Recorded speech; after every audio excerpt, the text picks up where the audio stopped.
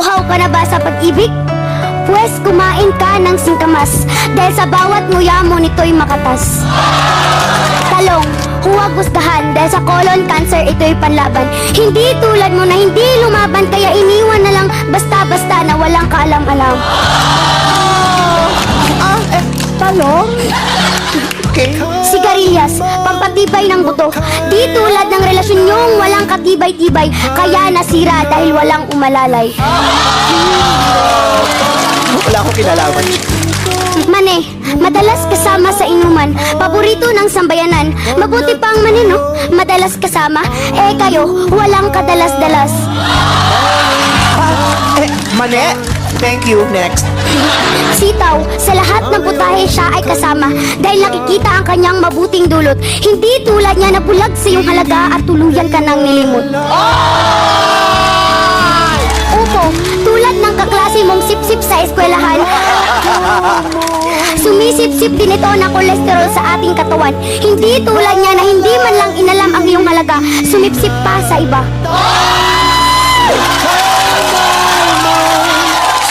Grabe siya.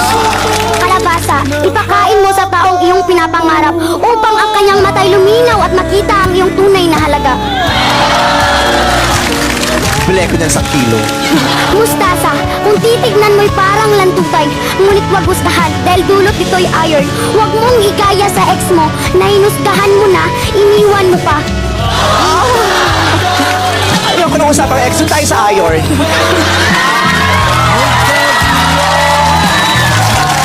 Sibuyas, alam niyo ba kung ano ang sinabi ni Sibuyas?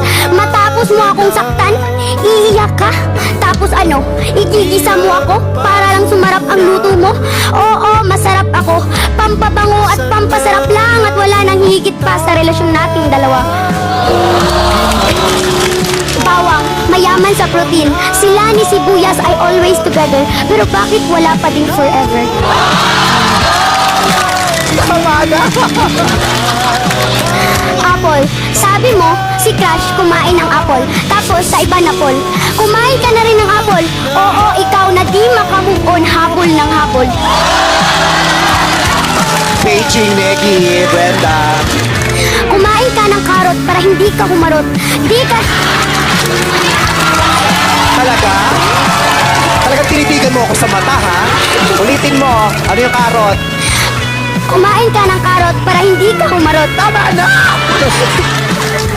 Di ka dapat umasa sa taong paasa at ang tanong, bakit ka pa rin ba umaasa?